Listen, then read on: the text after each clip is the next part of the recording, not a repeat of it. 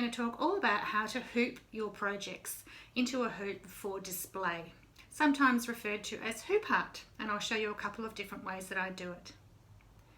I'm Helen Stubbings from Hugs and Kisses in Hobart, Tasmania. Hugs and Kisses is a brand I've been designing under since 2001, and we specialise in all things stitching and quilting.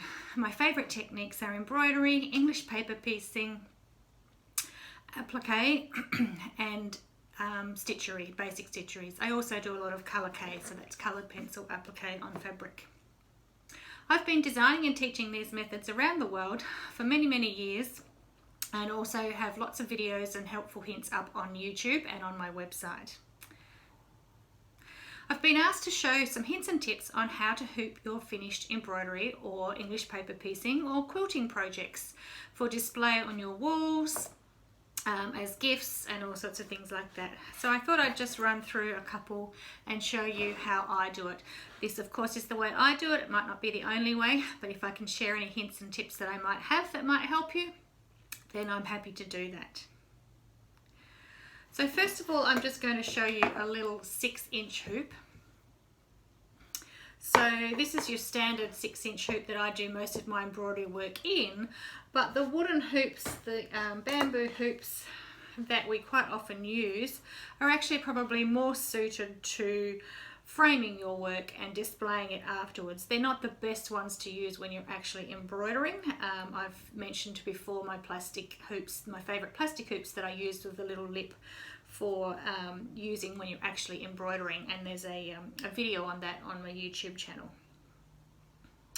So these little cheap bamboo ones though are great for framing and displaying our work in. They're nice and inexpensive, and they're not going to be used over and over again. So whereas sometimes the screws and things pull out and the timber splits and breaks, when it's just done once for framing, it's absolutely fine. So this is just a little stitchery design as I would have stitched if it was in the hoop. When I wanted to actually frame it, in this instance here, I've actually wrapped my hoop in a strip of fabric to give it a different look, or you can paint your hoops as well. And if you can see this one behind me on the wall, I'll take it off here, then this one has been painted.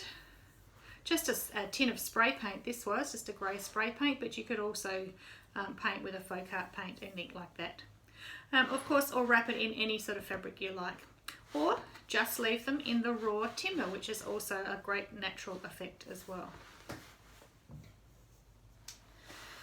Okay, so this one here, if we look on the back, I've actually just gathered up in a and left quite a bit of the fabric there, and that allows me to take it out later and use it for something else if I wanted to, if I wanted to use my hoop, or if I wanted to use my stitchery design in something else.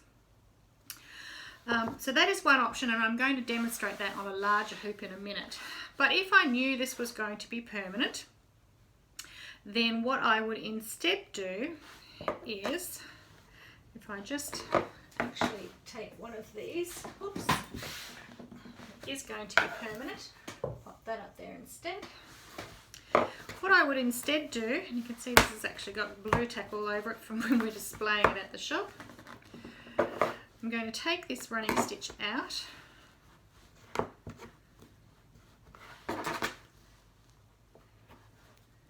so just pretend that it was like this one and not finished at all.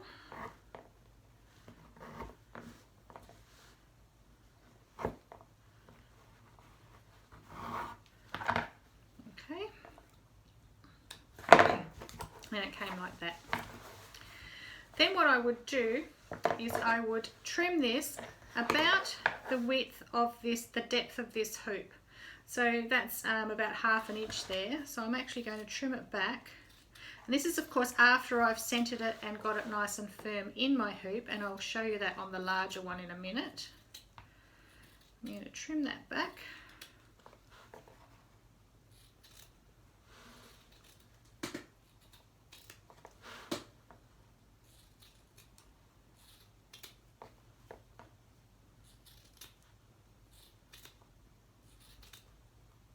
Use a nice good pair of scissors Of course, I've got my lovely Karen K bucklies, and I'm just going to use a clear quick dry craft glue, so it's flexible and permanent, and it's a quick dry craft glue. And I'm going to run that glue around the inside, once I get it flowing, the inside of the wooden hoop.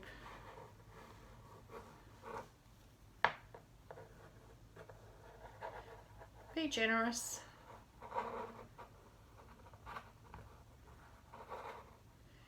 Now you've got this little lip on this particular one. All hoops are different, so I'm going to tuck some down inside there. And then just checking again that I'm centered and I'm firm. I've got it exactly where I want it on the front. Then you're simply going to press that down onto the glue. Now you could use pegs or wonder clips just to hold that down until it dries. And I should have brought those up here with me because I'm going to need them.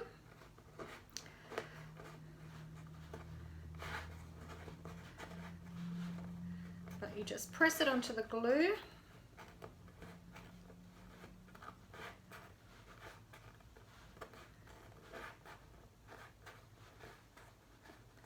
All the way around so it's nice and firm and on that glue. Okay, so we press down onto that glue and just use your binding clips to hold it in place while it dries.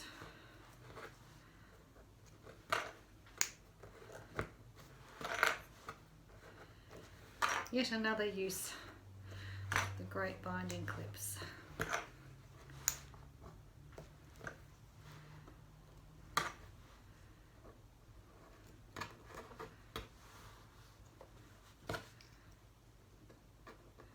Okay, and we leave that to dry. We'll come back to that one. So if I was wanting to put it into this hoop, I'm just going to finish off the last stitch of my embroidery. Oops, that's actually already finished. That's good. And then when I was going to put it into the hoop, undo it as far as it will go. So it's nice and loose. We pop the inner ring flat on the table and then position your embroidery over top. Now I would have this nice and pressed obviously, and get it so that it's centered or where you want it to be. And then with that hoop opened, outer hoop open as far as you can, just slide it over, pick it up and start to tighten it.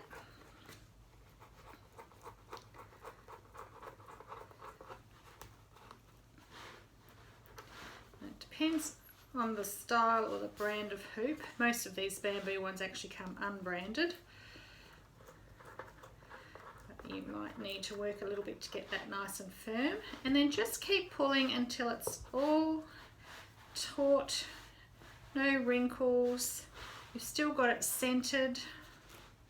Got it exactly how you want it. Now obviously if you had some sort of directional design like the ones I had on the wall, like this one for example, you want to make sure that if you've got a top like that you're going to hang it from, that you've got that directional, so you've got that in the center and you would have that at the top, otherwise it's going to hang off center. So if you want it to hang upright, if it's something that's directional, then you have to make sure you've got that centered with wherever, if you've got this type of hoop, wherever you're going to be hanging your hoop from. So in this instance, when you've got that screw, you'd have a little, possibly have a little hook on your wall and you'd use that to hang it. These ones don't have a hook, so it's not so important, although on the back it does have, this particular one has that there that you could use as well. So I've got that perfectly straight and taut. So on the back now, if I'm going to do the gathering method, I would just trim it with about, say, a good inch around the circle.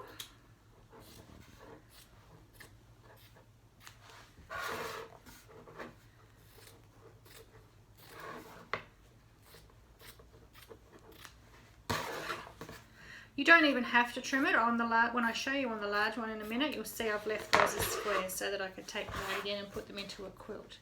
And then you want a long, strong piece of thread, and you're going to do a big gathering stitch around the outside edge.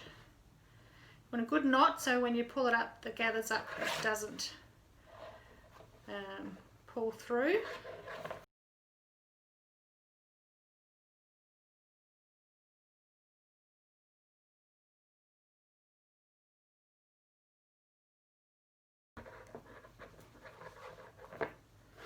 And we're going to pull that up firmly so that it's all gathered nicely, and then just tie it off with a couple of stitches on the back so that it's all gathered nicely on the back like our other one was before I took it off, this one here. So I normally just use a blending thread. Doesn't really matter, it's going to be on the back, but we've got nice little gathers there and pulled it all up and secured, so that's not going to be moved. And we've got it as tight as we possibly can get it. And there you have your little hoop prepared, ready.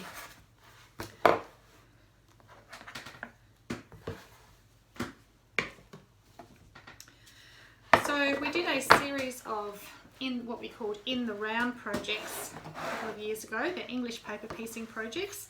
They come with laser cut paper shapes, iron-on leave-in paper shapes, and you get to do all these lovely different English paper piecing shapes and techniques that give you all these lovely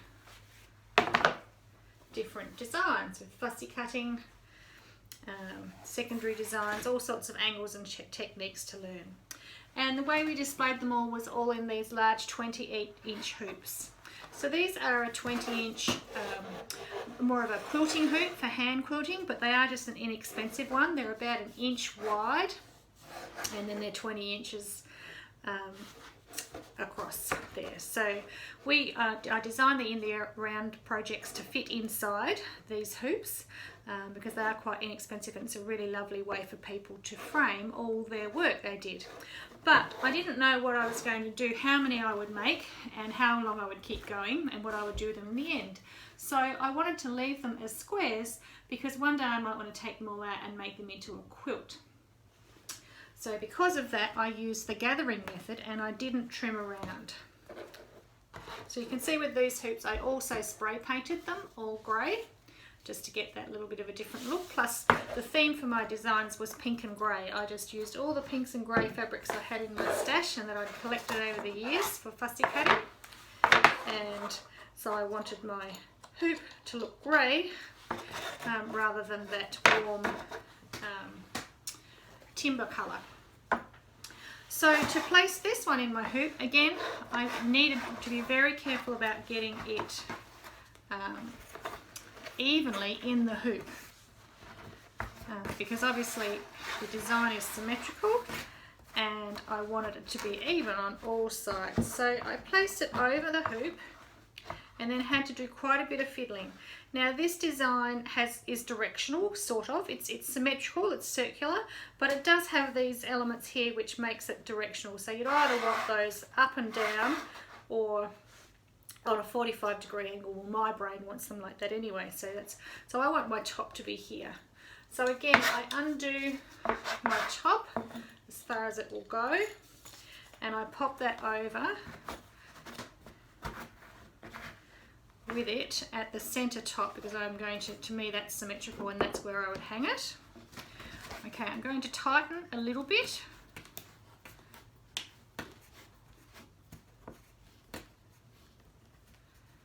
And then I'm going to start tugging, and I'm going to have to keep tugging from every side until I get it so that I'm happy, so that it's centered and it's still straight and it's nice and taut and flat. If the outer ring pops up, keep pushing it down. Now I haven't got a lot of excess fabric on this one. It's already been trimmed back, so it's not giving me a lot to grab onto.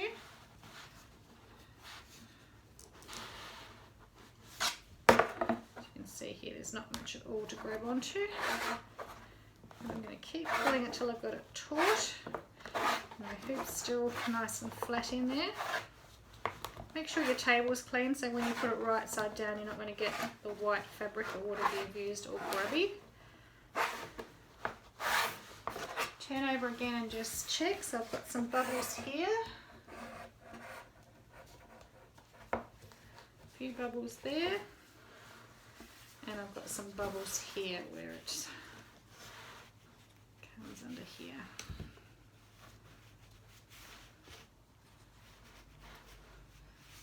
I'm finding it difficult to grab that because I haven't really got enough fabric there.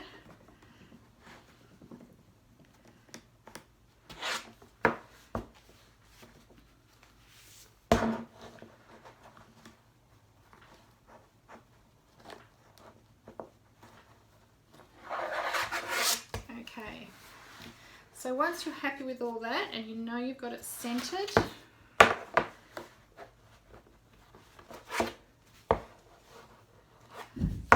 then we come back to here and we're going to gather. Now if we haven't got quite enough fabric, which I haven't really here, I can still just gather tightly my corners.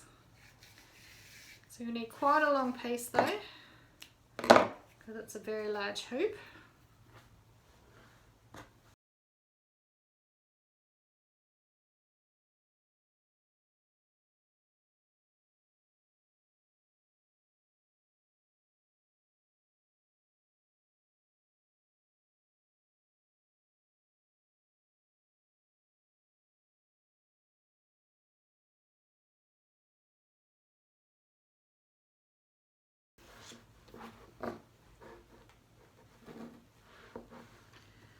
I'm going to finish with my needle to the top so I can pull all those gently in.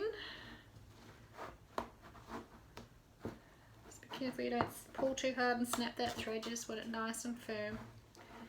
And then you're going to come back and tie that off. Hopefully that's on the screen.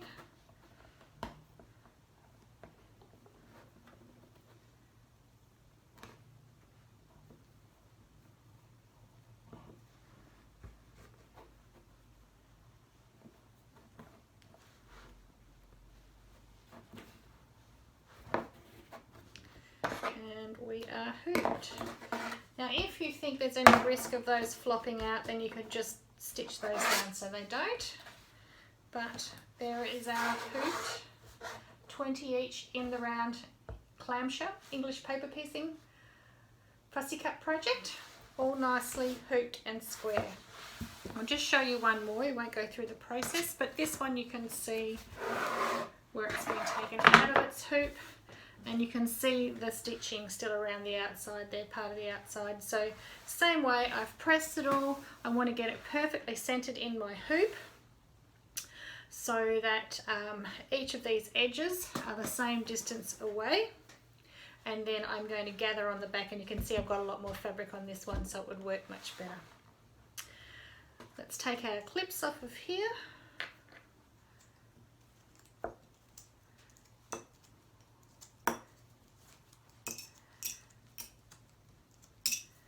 And you can see this one's perfectly glued down permanently in its hoop now.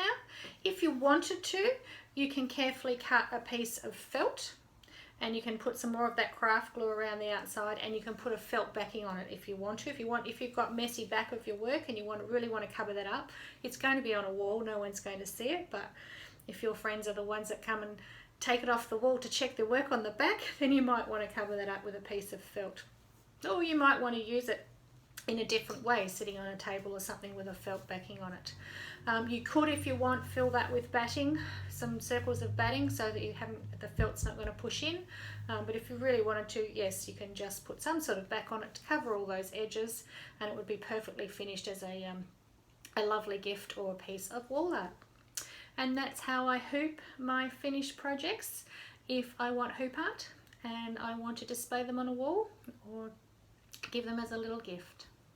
Hope that's been of use to you. If you loved it, if you're watching on YouTube, please follow me, subscribe and follow me, and hit that bell down the bottom, because the more you hit that bell, the more you'll get notifications and when I do another little hint or video for you. If you're watching on Facebook, then hit those three little dots and ask to receive notifications, and again you'll get notifications if I'm doing a live or a video. Make sure to follow my page or come to the website and sign up for our newsletter, and every time we do a new little video, hints and tips for you, then you won't miss out. Hope it's been of use, and feel free to send me an email or leave a comment below if you've got any questions. Bye for now.